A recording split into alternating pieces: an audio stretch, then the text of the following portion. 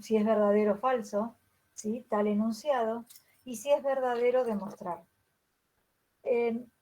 A no ser que digan demostrar directamente, uno tiene que hacer primero un análisis previo. ¿Cómo hacemos el análisis previo? Bueno, a veces es muy obvio que es verdadero, ¿sí? Y a veces no lo es tanto. Entonces, tenemos que ir a poner, cuando dudamos de que es verdadero, tenemos que ir a poner las cosas donde vamos a suponer que fallan. ¿Sí? Por lo general, uno siempre pone números dentro de los naturales. Bueno, las cosas empiezan a fallar cuando tomamos enteros, o cuando tomamos fraccionarios, o cuando tomamos irracionales. ¿Sí? Entonces, sean, digamos, hábiles en esto, en no tomar los que saben que sí son verdaderos. ¿Sí? Siempre vayan a buscar al campo de interpretación donde posiblemente puedan fallar esos enunciados. Ahora, si nosotros estamos en presencia de enunciados que son verdaderos, entonces tenemos que ir a demostrar. ¿Sí? Cuando demostramos este enunciado, estamos hablando de un teorema. O sea, el teorema es todo enunciado que es verdadero y entonces va a tener una demostración. Las demostraciones en matemática las dividimos en tres, ¿sí? Pero todas tienen esta estructura, digamos, todas partes de una hipótesis que es algo que son verdaderas. Siempre las hipótesis son proposiciones verdaderas. Nunca van a tener una hipótesis que es falsa. Siempre parten de cosas verdaderas. Ahora, ¿se acuerdan que vimos nosotros el tema de la implicación, el antecedente y el consecuente? El antecedente, para que sea falsa esa implicación, tenía que ser el antecedente verdadero y el consecuente falso. ¿Sí? Eso fue lo que vimos hasta la clase pasada. Eso se sigue manteniendo acá, porque cuando uno tiene un enunciado, parte de cosas que son verdaderas, y si la tesis no llega a ser verdadera, entonces todo ese enunciado se convierte en algo falso. ¿Por qué? Y porque dentro de estos enunciados siempre vamos a tener un antecedente y un consecuente. ¿Sí? Entonces, si partimos de hipótesis que son verdaderas en nuestro antecedente, sería, la tesis también tiene que ser verdadera. Ahora, ¿cómo llegamos a demostrar esa tesis? Mediante pasos lógicos. Si un razonamiento es lógico, quiere decir que yo voy, a medida que voy llegando a probar eso que quiero, a ese objetivo, tengo que hacerlo a través de proposiciones que siguen siendo verdaderas. ¿Sí? O sea, en el momento que yo pongo algo falso, ya todo carece de sentido y se convierte en algo falso. Preguntas de esto de hipótesis y de tesis.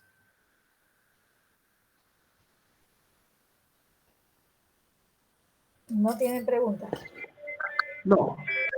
Bien. Los métodos, como dijimos, nosotros tenemos tres, pero se dividen en dos grupos. En el método directo y en los métodos indirectos.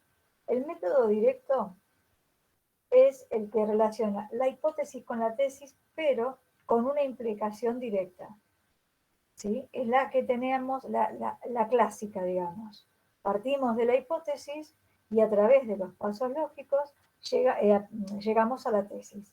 Recuerden que la hipótesis, por más que tengan varias, o sea, en una hipótesis no hay una única hipótesis, uno puede tener varias hipótesis, ¿sí? Pero todas esas hipótesis tienen que ser verdaderas. Mejor dicho, partimos de que son verdaderas. ¿Está? Y a través de los pasos lógicos llegamos a probar lo que nosotros queremos como objetivo, que es nuestra tesis. O sea que, fíjense que tenemos a esta implicación. Si ya estamos diciendo que las hipótesis son verdaderas, no queda otra que para que esta implicación sea verdadera, que también la tesis sea verdadera. ¿Sí? ¿Se dan cuenta cómo se vincula las implicaciones que vimos hasta ahora con este tema de las demostraciones. Por ejemplo, si nosotros queremos probar si x es impar, entonces x al cuadrado es impar, ¿sí? Esto ya sabemos que esto es verdadero. Ustedes pueden ir haciendo con cualquier número entero o cualquier número natural. Esto siempre se va a dar que es verdadero. Por lo tanto, vayamos a probarlo. Para poder ir a probar esta proposición, este enunciado, lo que tenemos que identificar primero es quién es nuestra hipótesis y quién es nuestra tesis. Si nosotros decidimos probarlo en forma directa, entonces nuestra hipótesis va a ser que x es impar y nuestra tesis va a ser que x al cuadrado también es impar.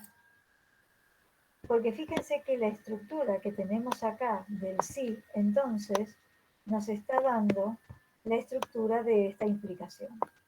¿Sí? Entonces, para nosotros esto va a ser h, que es nuestro antecedente, y nuestro consecuente va a ser para nosotros la tesis. Vayamos a probar esto.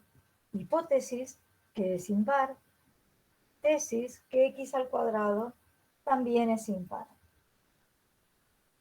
¿Cómo hacemos para probarlo? Bueno, si partimos de la base de nuestra hipótesis, porque la hipótesis es lo que es verdadero, entonces eso se está verificando. ¿Sí? Entonces lo que decimos es, consideramos por hipótesis, porque es lo que sabemos que está pasando, que x es impar. La estructura de todo número impar es 2 por algo más 1. Ese algo tiene que estar dentro de los números enteros. ¿Sí? En este caso le pusimos a ese algo simbolizado con la letra K. K es cualquier número dentro de los enteros. Cuando uno varía el valor este de K, se va a encontrar con todos los números que son impares dentro de los números enteros o de los números naturales. Bien, ahora, yo ya sé que esto pasa porque me lo están dando por hipótesis. Si lo que queremos ver, y ahí es donde tienen que, cómo es que uno demuestra, no tengo que perder de vista a dónde quiero llegar, ¿sí? O sea, conozco lo que sé, o sea, tengo mi hipótesis que sé que es verdadera, pero siempre tengo que ir mirando a dónde quiero ir. Quiero ir a ver qué pasa con x al cuadrado. Entonces, si yo quiero ver cuál es la estructura de x al cuadrado, para llegar a probarlo, tiene que ser también, como sé que es impar, x al cuadrado se tendrá la forma de 2 por algo más 1, con ese algo también perteneciendo a los enteros. Esto lo tengo que saber de antemano porque es lo que yo quiero ir a buscar. Nosotros nos encaminamos a probar esto, a que el x al cuadrado también tiene esa forma de número impar. Pero lo único que conozco es esto, ¿sí? Entonces, ¿qué me conviene hacer? Y como yo sé que los números enteros, por estar dentro de los reales, tienen todas las propiedades que verifican los reales. Algunas no, pero hay la propiedad que yo quiero utilizar si se verifican los números enteros. La propiedad de esta es multiplico, o sea, elevo al cuadrado a ambos miembros. El elevar al cuadrado a ambos miembros es válido dentro de los números enteros y no modifica al número entero.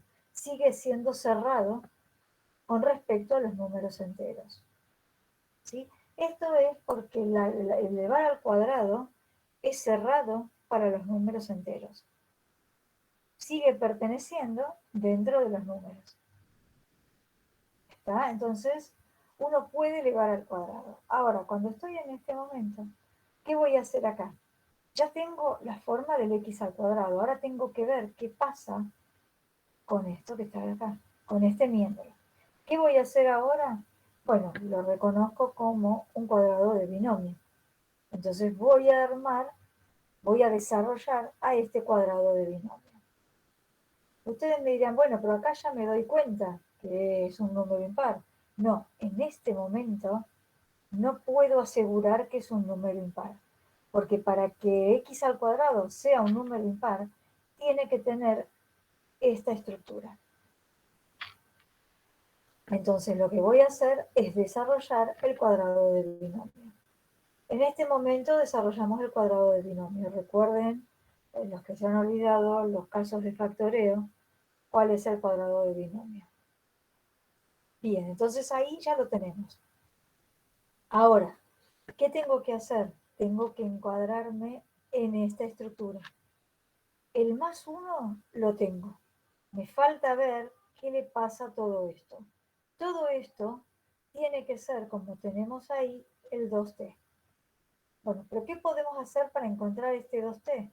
Tengo 4x cuadrado más 4x. Perdón, 4k cuadrado más 4k. Entonces lo que puedo hacer es sacar factor común 2 de ambos términos. Saco factor común 2 y me queda adentro toda esta forma. O sea, que para mí todo esto va a ser t, que en este momento acá le puse k'. ¿Sí? Con k', que es toda esa forma. Es lo que nosotros llamamos t ahí arriba. Por eso es importante que tengan en cuenta dónde quieren ir, porque no es salgo con la hipótesis verdadera y voy. No, siempre voy con un objetivo claro, ¿sí? Y encamino a mi demostración hacia ese objetivo. Porque en este momento yo podría haber hecho un montón de cosas con los números enteros. Podría haber sumado, que tampoco, que sigue siendo cerrado para los números enteros. Puede haber multiplicado, que como es una igualdad, también sigue siendo cerrado dentro de los números enteros. Pero como lo que queríamos era ver cómo era x al cuadrado, entonces nos encaminamos a demostrar eso. Cuando llegamos a esta instancia diciendo que, bueno, en realidad x al cuadrado es 2 por algo más 1, entonces decimos que concluimos con que x al cuadrado es un número impar porque tiene la forma de los números impares. Bien, preguntas hasta ahí. Profe, Preguntas de método directo. Sí. disculpe la pregunta, ¿qué significa prima? Prima es un nombre que le pusimos. Esta K' es para nosotros lo que yo le puse acá arriba T. Ah, ok, ok, muchas gracias. ¿Sí? Sí, sí. Es un nombre que vos le ponés.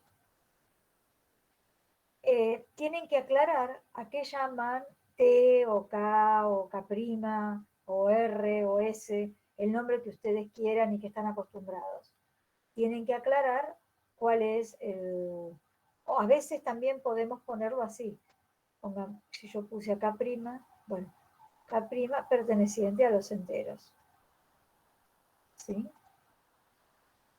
Todo esto es el perteneciente a los enteros. Fíjense que este nuevo valor que uno toma, que pertenece a los enteros, tiene que aclarar que está dentro de los enteros.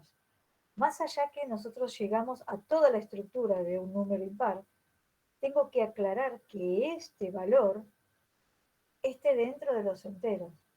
Porque si ese valor no está dentro de los enteros, entonces todo se cae. ¿Sí? Todo se deja de tener sentido y entonces no estoy probando que es un número impar.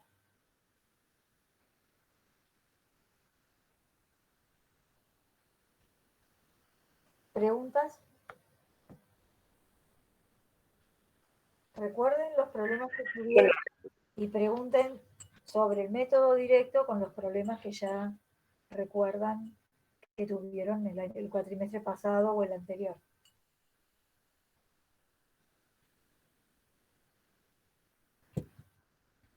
En este, bien, exacto. O cuando terminamos, así hacemos todos y vemos. cuando van probando estas implicaciones, fíjense que en todas hicimos pasos lógicos. En realidad, estos pasos son todas las propiedades que se verifican, en este caso, dentro de los números enteros. Sí, entonces le dice, bueno, tiene sentido que justifique lo que voy haciendo, ¿sí? Bueno, en realidad, esta justificación sí se tiene que poner, que es cerrada, al elevar al cuadrado a ambos miembros, es cerrado dentro de los enteros. Si bien uno sabe que eso sucede, pero está bueno que lo justifiquen. Después, el resto, bueno, es como que ya para este momento ya saben lo que tienen que ir haciendo. No importa tanto que se justifiquen estos pasos, porque si ustedes lo realizan es porque ya saben lo que están haciendo. ¿Sí? Acá, bueno, pueden poner saco factor común, pero ya lo vemos y se sabe. ¿Sí? Esta sería la que sí tienen que justificar porque, bueno, estoy dentro de los números, puede que no sea cerrado el elevar al cuadrado. ¿Sí? Bueno, entonces tienen que justificar que es cerrada el elevar al cuadrado para los números enteros.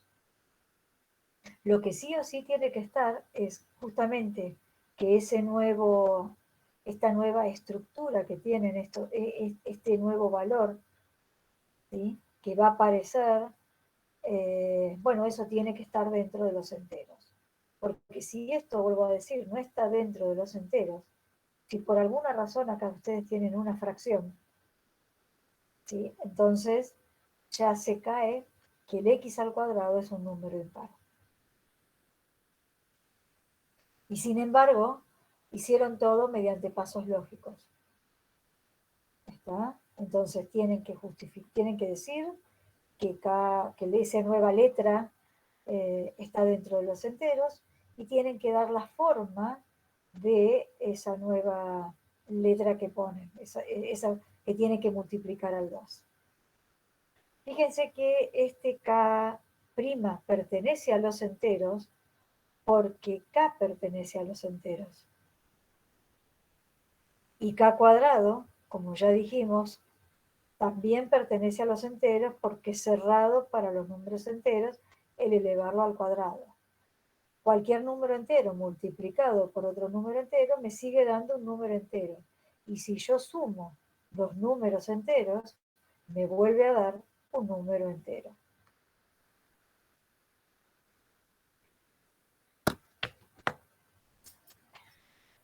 Bien, ¿entienden lo que uno justifica? Sí. Sí, yo sí. Y el por qué lo tengo que justificar. Muchas veces en un ejercicio de estos nosotros ponemos falta justificación. ¿Cuál es la justificación que me falta? Por lo general falta que este elemento pertenece a los enteros. Y por ahí llegaron bien, o sea, concluyen que sí, es un número impar y todo eso. Pero si esto no está, no tiene sentido que diga que es un número impar, porque yo voy a dudar de que hayan llegado a un número impar. ¿Sí? Justamente acá le puedo poner, y si K' pertenece a Q, ¿sí? Entonces, Disculpe, profe. sí, Eh, Cuando tenemos acá, por ejemplo, ahí arriba, que lo pusieron varias veces que K pertenece a Z, ¿no? sí. ¿Tenemos que decir varias veces que K pertenece a Z o No, lo podemos decir una vez? acá lo podés decir y después no hay problema. Yo para que vean cómo es importante decirlo acá. Mira, acá por ejemplo ya como se fue K, sino que apareció K', bueno, lo pongo, ya acá no lo pongo, porque al decir que acá está, bueno, ya está. No, con que lo pongas acá arriba, pero en algún lugar tiene que figurar. ¿Sí? ¿sí? Por lo Bien, general, ok. ustedes lo ponen cuando toman a ese valor X. Está bien, si vos no querés poner esto, no hay problema, porque ya me lo estás diciendo acá. ¿Sí? Lo que pasa es que esto sí tiene que figurar. Esto sí tiene que figurar. Y por lo general se lo olvidan. Está. Entonces, con que aparezca al menos una vez cada uno a qué pertenece, estaría bien. Claro, sí, sí, porque me tenés que avisar, bueno, mirá, o sea, está todo bien, pero K no puede ser cualquier cosa. K es esto. K pertenece a los enteros. ¿Sí? Y entonces acá también me tenés que justificar dónde está K', que también está dentro de los enteros. Aunque aparezca una vez, es suficiente. ¿Sí? Pero Ok, tiene que estar. gracias. Pero tiene que estar. Bien, esto es válido para cualquier demostración que vayan a hacer. ¿Sí? Siempre tienen que estar pensando en lo mismo. Bueno, esto es con respecto a un método directo. El método directo es el más simple, el más sencillo, y se parte de la hipótesis y se llega a la tesis. Ahora, no siempre uno puede, o el método más adecuado, es un método directo. Entonces vienen acá los métodos que llamamos indirectos. ¿Por qué los métodos indirectos? En realidad siempre van a tener una hipótesis y una tesis, ¿sí? Pero los métodos indirectos se dividen en dos. El método contrarrecíproco, que tiene que ver con la contrarrecíproca que habíamos visto al principio, ¿sí? Y el método por reducción al absurdo. El método contrarrecíproco, lo que hacemos es partimos de la negación de la tesis y a través de pasos lógicos llegamos a la negación de la hipótesis. En realidad, nosotros dijimos que cuando hablábamos del método directo, era que H implica T. ¿Sí? H implica T. Este era el método directo. El contrarrecíproco de este es no T implica no H. Ahora, para nosotros, esto va a ser nuestra nueva hipótesis, una hipótesis prima, pongan si quieren, y esto va a ser para nosotros nuestra nueva tesis. En realidad, hablar de un método contrarrecíproco es negar la tesis, negar la hipótesis, ¿sí? Y convertirla en un nuevo, en el método directo anterior. Pero como ese método directo viene de negaciones de hipótesis y tesis. Pero como nosotros probamos que la contrarrecíproca de una implicación directa son equivalentes, entonces hablar de este contrarrecíproco es equivalente a hablar del método indirecto, el método directo. ¿Está? ¿Entienden esto que acabo de decir? O sea, ¿comprenden esto? O... En Sí, se realidad entiende. Sí, profe. es como un método directo disfrazado, ¿sí? Modificado en algo, pero con algo que es equivalente al anterior. Por ejemplo, probemos que si x más y es impar, entonces x o y es impar. En realidad como que o uno o el otro son impares. Entonces decimos, bueno, a ver, analicemos un poco el ejercicio antes de ponernos a demostrar por un contrarrecíproco. ¿Y por qué vamos a usar el contrarrecíproco? Si nosotros queremos probar a esto por el método directo, ¿sí?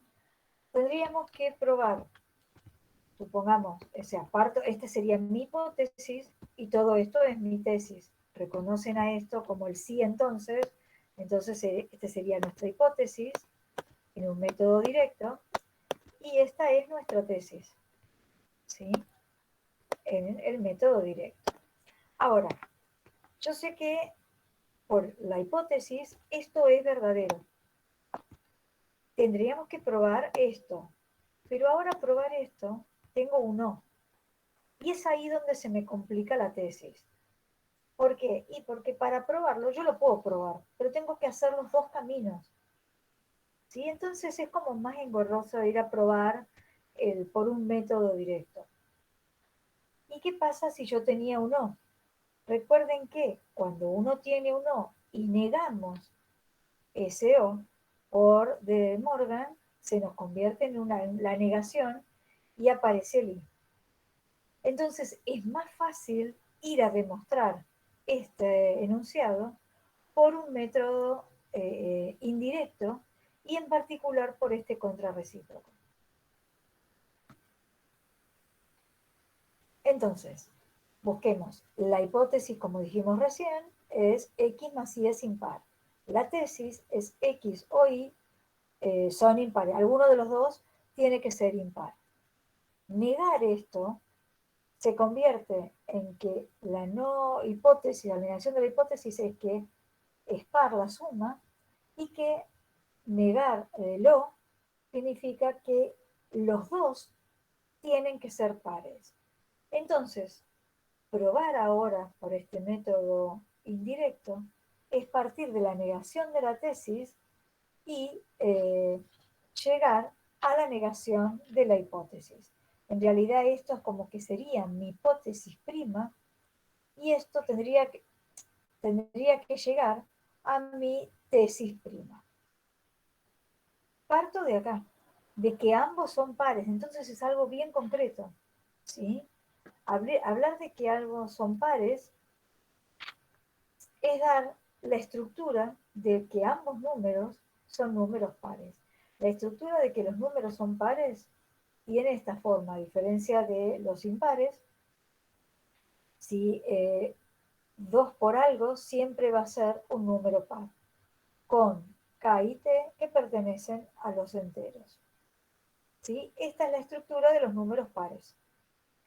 Esto ya sé que está pasando, porque es parte de mi nueva hipótesis, ¿sí? De mi hipótesis H', digamos. ¿Está? Entonces, ¿ahora qué quiero? ¿A dónde quiero ir? Quiero ir, ¿qué le pasa a la suma? Entonces digo, bueno, en este momento, a ver, yo puedo sumar X más Y, ¿sigue siendo cerrado con respecto a los enteros? Sí, sigue siendo cerrada la suma con respecto a los números enteros. Entonces, puedo, a través de esta implicación, de este paso lógico, decir que X más Y va a seguir estando dentro de los números enteros, ¿sí? Y va a tener esta forma. Pero yo quiero llegar a que ambos son números pares. Entonces, en realidad, X más Y, tengo que llegar a que es 2 por algo, con ese algo que tiene que estar perteneciendo a los enteros. Entonces, vuelvo acá y miro, bueno, llegué a esto. ¿Qué tengo que hacer acá para que me aparezca esta estructura del número par? Bueno, simple. Saco factor común 2. Al sacar ese factor común 2, todo esto se me convierte en este nuevo valor. Bueno, acá desafortunadamente le puse el valor t, pero pongámosle que sea nuestro valor K'. ¿Sí?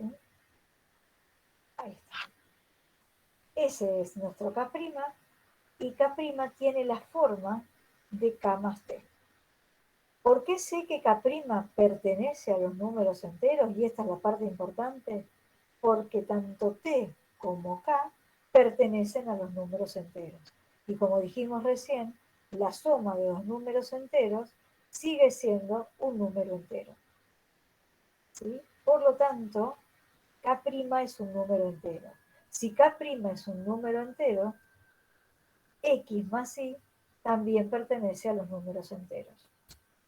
Y es un número par, porque tiene la estructura del número par. Por lo tanto, llegamos a la conclusión que nosotros queríamos.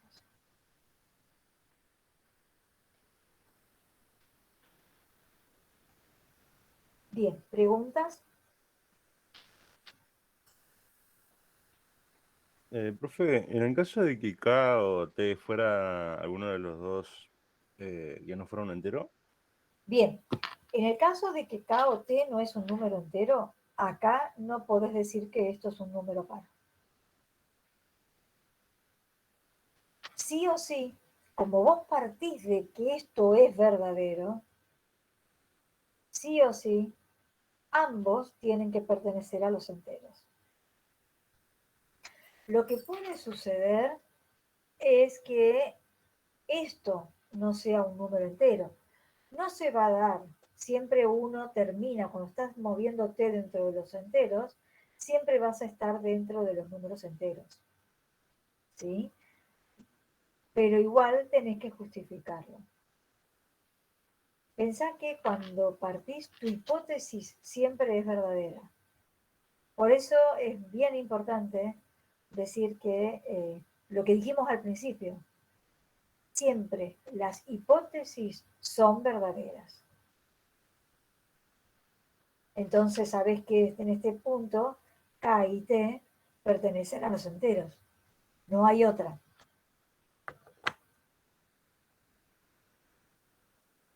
Ok. ¿Sí? Acá porque estamos dentro de los números. Salgamos de esto y vayamos a a lo que ustedes trabajan. Vayamos a un programa. Siempre van a tener que partir de cosas que saben que están pasando. ¿Sí? De algo se tienen que agarrar. Entonces, cuando van construyendo para ese programa, van a seguir tomando cosas que saben que siguen pasando, o a lo mejor parten de esa misma, a ver, no sé si lo llaman hipótesis, pero parten de cosas verdaderas y a lo mejor a través de esas cosas verdaderas se van construyendo nuevas cosas que siguen siendo verdaderas. ¿Sí? Siempre van a tener que agarrarse. Vamos a poner acá. Voy a engancharme con esto. Yo sé que esto es verdadero y esto es verdadero. Los voy a ir poniendo acá. Como hice un paso lógico, todo esto que apareció nuevo sigue siendo verdadero, porque acá vino un paso lógico. Como esto sigue siendo un paso lógico, todo esto es verdadero. ¿Sí? Y ustedes podrían decir, bueno, si esto es verdadero y esto es verdadero, pueden ser para mí estas tres cosas mis nuevas hipótesis. ¿Sí? Cada vez que ustedes vayan a encontrar algo verdadero, va a ser una nueva hipótesis. Es más, la tesis a la que llegaron y que fueron a demostrar, porque acá estamos particularmente haciendo demostraciones, esto también es verdadero. Y a lo mejor esta tesis se me convierte en un punto de partida para otra cosa que yo quiero ir a demostrar. Y entonces para mí en ese momento, esto que antes era tesis, se me puede convertir en una hipótesis. Porque tengo que estar seguro que las hipótesis son verdaderas. Las hipótesis siempre son verdaderas. ¿Sí? Piensen ahora más allá del ejercicio que tenemos acá. Piensen a futuro o para otra de las materias que ustedes están viendo. Creo que lo utilizaba Julio, creo que la usa. ¿Cómo es el otro? Elementos de programación, así se llama la materia de la otra. No me acuerdo nunca cómo se llama la otra. O algoritmos de programación. ¿Puede ser que tengan esa otra materia? Resolución de problemas y algoritmos. Resolución de problemas y algoritmos. Bueno, van a utilizar de esto. ¿Sí? Van a usar bastante de estas cosas y siempre parten de hipótesis, por ahí no le llaman hipótesis, pero parten de cosas que son verdaderas. Cuando uno resuelve un algoritmo tiene que partir de algo. Ese algo, bueno, seguramente será verdadero. Y a lo mejor después, mediante pasos lógicos, tienen que llegar a lo que quieren, a que ese algoritmo funcione. ¿Sí? ¿Preguntas? Yo tengo una duda, profe. Yo anduve haciendo un poco de las demostraciones y lo había planteado, por ejemplo, en situaciones donde es que tenemos que demostrar que algo entonces par o impar. Por ejemplo, cuando usaba la contrarrecíproca, digamos, negaba la igualdad, en vez de hacer, o sea, la contraria, ¿no? Que si era par, hacerlo impar, y si era impar, hacerlo par. Sí. ¿Estaría mal eso o está bien? O sea, no. Que vos poner que, ¿cómo negar? Decís así, a ver, espérate. Algo así. Claro, eh, digamos, y no es llegar el de. caso este, ¿no? Pero vos hubieses puesto x igual a 2k más 1, la negación. Claro, y entonces, digamos, llego, como ambos están negados, digamos, porque lo hacían contra recíproca, ¿no? Lo que pasa es que no está lógicamente bien, porque las cosas se van dando cuando pertenecen. ¿Sí? Si bien llegas a lo mismo, vas a llegar a lo mismo, porque estamos hablando de la forma, o sea, si no es impar, bueno, entonces será par, ¿sí? O sea, no tengo otra opción que no sean esas dentro de los números enteros. Pero no está bueno eso. Y te lo voy a justificar desde este lugar. Supongamos que teníamos en una ecuación, eso lo vamos a ver después, ¿no? Ya lo vas a ver. Ponele que tenés esto, igual a 5. Entonces querés encontrar el valor de x que verifica esto. Entonces vos venías acá y ponías, bueno, que x más 1 como primer condición tenía que ser distinto de 0. ¿Sí? Por lo general, Sí. la mayoría pone, bueno, entonces x tiene que ser distinto de menos 1. Como que despeja de acá, de esta cosa que no es igual, y llega al valor.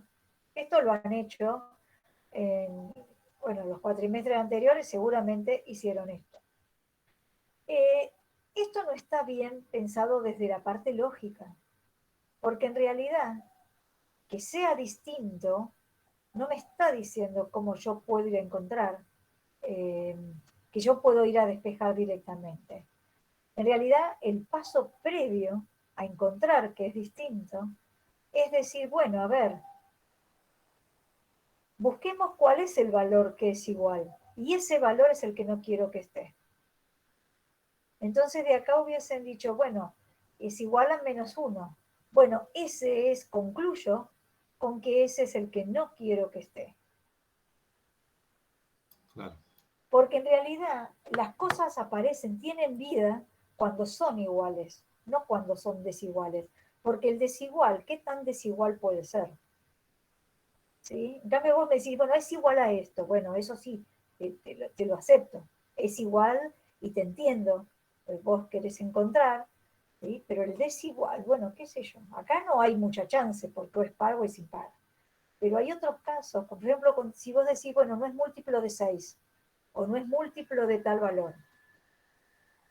El único caso que podés decirme es cuando es múltiplo de 2, porque ahí sí, si no es múltiplo de 2, coincide con que es un número par, ¿sí? Y si no es un múltiplo de 2, es porque será un número impar. Pero suponete que te digo, bueno, no es múltiplo de 6. ¿Y qué sé yo después de qué otro múltiplo puede ser? Lo único que me aclaro es que no es múltiplo de 6. ¿Sí? O sea, esas cosas tienen que tener cuidado. Más allá que llegas a lo mismo, pero lógicamente es mejor que vos me des la estructura de la cosa que está pasando. Si sabes que no es impar, bueno, poné lo que es par y dame la forma del número par. Porque si no, estarías demostrando todo con una desigualdad. Estarías demostrando todo con una desigualdad. Y después, ¿cómo llegas a la igualdad? ¿Entendés lo que te quise decir? O sea, Sí, sí, sí, sí, sí. es como para no tener dudas, porque a veces van a tener cosas que no tienen, o es una cosa o es la otra, van a tener como más opciones, y bueno, y entonces tienen que estar completamente seguros de que eso que ustedes quieren realmente esté pasando.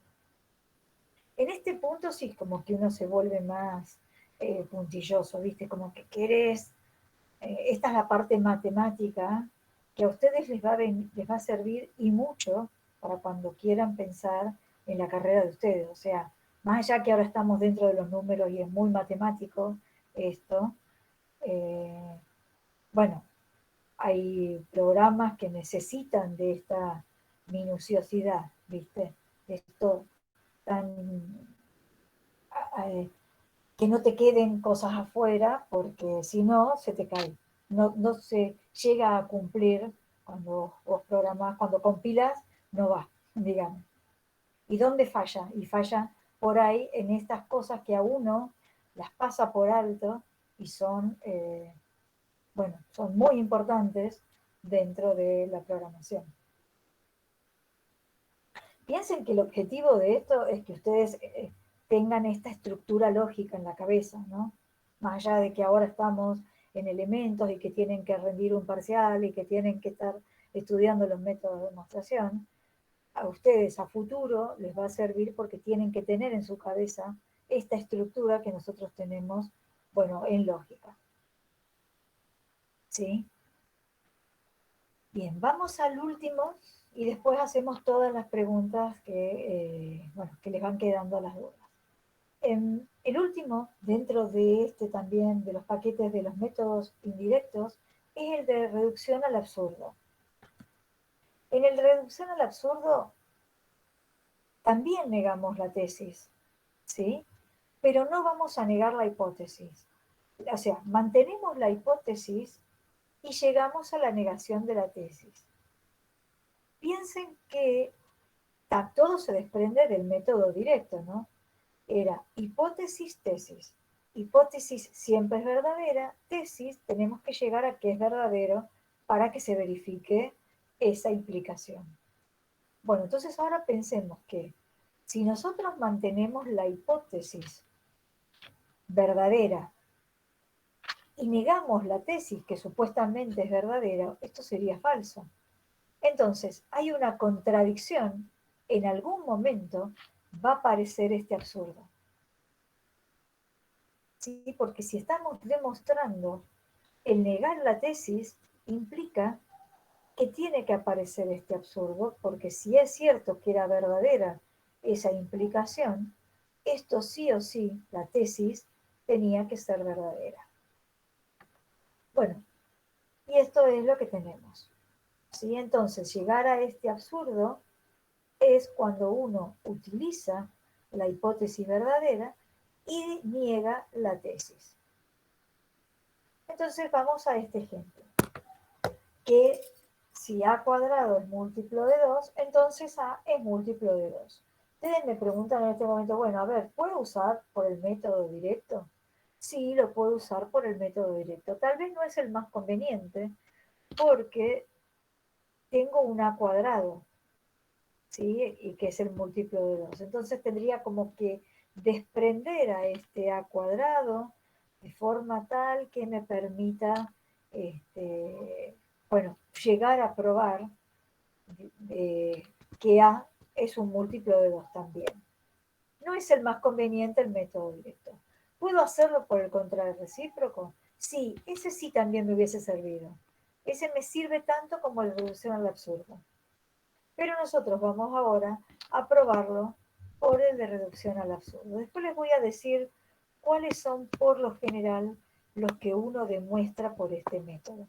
¿Sí? Sobre todo el método de reducción al absurdo lo vamos a usar bastante cuando veamos conjuntos. Por lo general, cuando uno tiene conjuntos y conjuntos cuando están relacionados con los vacíos, ahí viene el de reducción al absurdo. ¿Sí? Bueno, vamos a probar ahora este enunciado por el de reducción al absurdo. Siempre ponemos cuál es nuestra hipótesis y también ponemos cuál es la tesis. La tesis es un múltiplo de 2, la hipótesis también es un múltiplo de 2. Fíjense que ya en este momento tengo que decir que tanto t como k pertenecen a los enteros. ¿Sí? Entonces, esta es mi hipótesis, esta es mi tesis. Lo que me dice este método es que tengo que negar la tesis. Y utilizo ahora lo que puse como hipótesis que ya sé que es verdadero, y esto, que es como tesis. Fíjate que acá pusimos que es distinto. Si es distinto, en realidad, es porque entonces A es igual a 2 por, ponele T' más 1, con T' que pertenece también a los enteros. ¿Sí?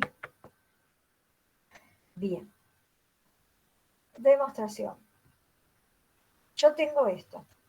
Partí de eso. Decir esto, ¿sí? Es decir que A es distinto de 2T.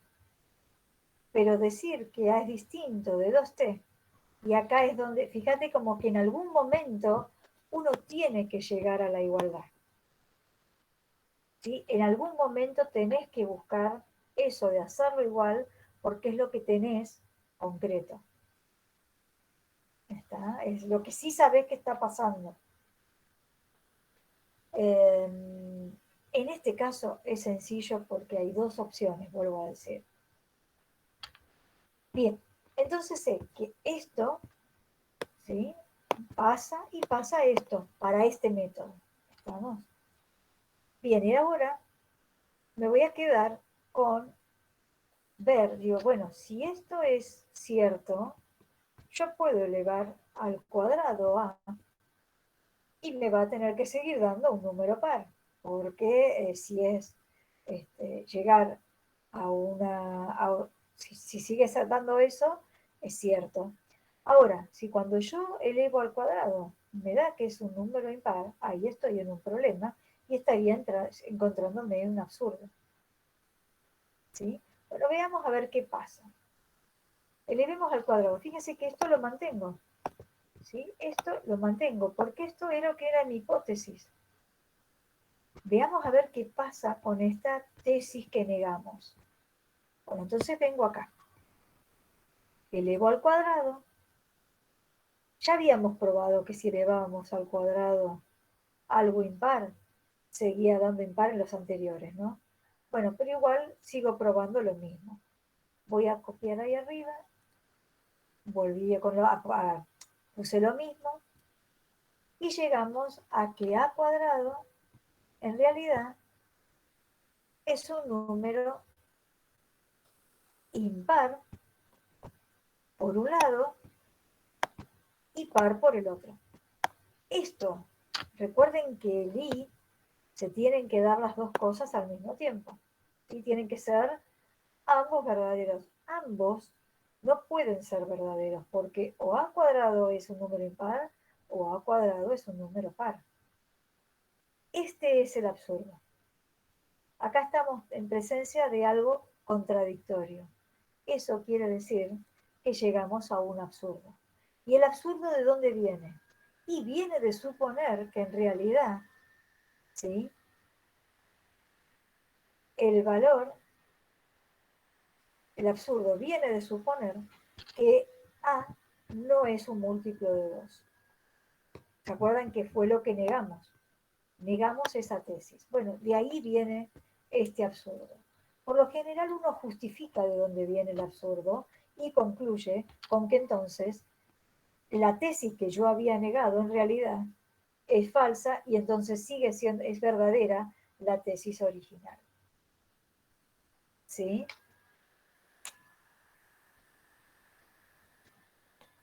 Bien, preguntas de este método. Este método creo que se termina de cerrar la forma de demostrar. Para mí es más dentro de los conjuntos. Igual ustedes en el práctico tienen para usar también por reducción al absurdo, creo. Pero muchas veces van a dudar y decir, bueno, ¿qué hago? ¿Por un absurdo? O sea, por reducción al absurdo, nosotros así como coloquialmente le decimos por el método absurdo, o por un contrarrecíproco. A veces cualquiera de los dos en los números es indistinto. ¿Sí? Es indistinto. Fíjense que en el anterior, voy a volver acá. A ver. En este, También podría haber hecho el reducción al absurdo. Hubiese pasado lo mismo, ¿sí? Me hubiese quedado con esto impar y hubiese utilizado que ambos eran pares. ¿Sí? Hubiese sido exactamente igual. En los números uno no puede decir, bueno, me conviene este o me conviene otro. Por lo general, cualquiera de los dos métodos indirectos está bien, sirven, funcionan. Lo mismo para el que le sigue, para el que hicimos recién por reducción al absurdo, en este caso también podría haber hecho un contrarrecíproco. ¿Sí? Fíjense que si negaba esto, era decir que era impar, y el llegar a la negación de la hipótesis es decir que a cuadrado también era un número impar. Por eso no tiene eh, como mucha diferencia a la hora de ir a probar con respecto a los números, a las demostraciones con los números enteros, el tema de reducción al absurdo o el contrarrecíproco. Sí va a tener más sentido en la parte cuando veamos conjuntos. Las demostraciones de conjuntos, ahí sí el absurdo a veces es el más conveniente. ¿Sí? No sé, ya puedo hablar como anticipándome porque ustedes ya es un recursado. Si no, en este momento no les puedo estar hablando de eso porque no tendrían ni idea de lo que estoy hablando. Pero bueno, como ya estoy en un recursado, puedo decirles que cuando vayamos a ver las demostraciones en conjuntos, ¿sí? Ahí sí tiene sentido el absurdo. Y cuando vayamos a divisibilidad, bueno, por ahí pueden utilizar el absurdo y un contrarrecíproco. Esto, fíjense que es algo muy parecido a lo que vemos en divisibilidad. Sí, hablar de múltiplo, estamos en divisibilidad. Lo que pasa es que en este momento no estoy diciendo divisibilidad. Sí, estoy hablando de múltiplo simplemente. Bien, ¿preguntas hasta acá? ¿De demostraciones? No, profe. No. Bueno, y acá tienen un pequeños programitas, ¿sí? Con algunos de los lenguajes. Acá tenemos uno en Python para que vean lo importante que va a ser para ustedes toda esta parte de lógica. ¿Sí? Porque a veces dice, ¿para qué me sirve? Y bueno, lógica en particular es la base de lo que ustedes van a ver a posterior en toda su carrera. ¿Sí? Acá tienen un pequeño programa, el que sabe programar en Python, ahí tienen el if-else, ¿sí? Acá tienen, por ejemplo, el and, bueno, que tiene con el i, pasa esto y pasa esto, ¿sí? O sea, si tienen más de 100 y menos de 150, bueno, entonces se pueden comprar chocolate. Si no, bueno, ya está, fueron. ¿Sí? Pero ahora tienen el if. Si pasa esto, entonces puede la otra cosa que puede pasar es esto o esto. Bueno, acá tienen como un pequeño programa con las bondades que tiene saber lógica. Acá tienen en C++ que también aparece, ¿sí? En su estructura, bueno, tienen esto. ¿Sí? Bueno, acá también justo el if, else. Bien. Y acá en C también aparece lo mismo. Y tomen cualquier programa y va a aparecer lógica seguro. ¿Sí? Segura, no sé si ahora tengo alguna pregunta antes de salirme de la presentación, de algo que les haya quedado dudas de las demostraciones. No, amigo. No. No, profe. ¿Alguna duda de los cuatrimestres anteriores que tengan? No. Bueno, ¿qué les iba a decir? Hay un compañero preguntó si se puede descargar la presentación de algún lado. Sí, en realidad vieron que están las presentaciones del módulo 1. El módulo 1 es el que está subiendo las presentaciones de la teoría, ¿sí? Algo de lo que yo doy les resulta distinto a lo que vieron los cuatrimestres anteriores.